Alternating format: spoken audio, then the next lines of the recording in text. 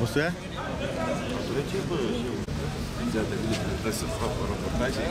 بس نوري بقى نعمل نعمل يوزر يازم تعريفات ترسلية كشو ترسلي تنا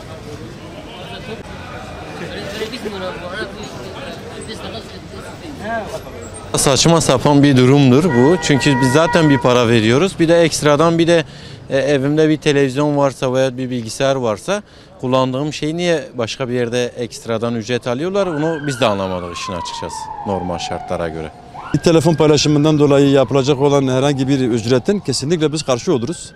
Doğru da bulmayız çünkü kendi hakkımı başkalarına kendi haklarından dolayı ben Telekom'a bu hakkı vermiyorum.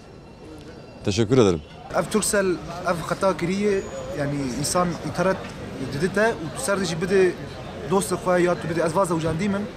از اداره اخويا پالش میشی بیرک اخور بکم مثلا اینترنت اینا ما بخواز براکی خورم شتاغله باجا کی دور به پنکار بخبت اجا گاز بدم از اجایریتا ücret بدم pırı saçmaz yani insan zaten 4 GB 5 GB خورد كره يسردجي حرجه paylaşmış bir dost ki خور بکش مرب ki خور بک و yani ihtiyaç o cemi acil şey bu yetişik ücret mesajı kore ya ji banka hesabı gecekir ve ekstradan yani bxeyra mıcı ve parası mişi mi be pır saçma değil yani ya karşıyım zaten ekstradan para dedim az pır saçma değil yani bu millet yerine Turkcell az ya pır saçma değil yani az yanlış şey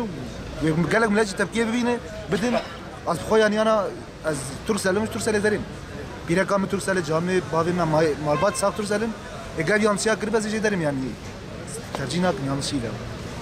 فاتوره tarife gerek her ve peşken yani bu millet indirmeye bikin hizmete bikin Turkcell her dere xwe ne baştı ki teverve uygulama guderxe ji ocağı verdetir derxe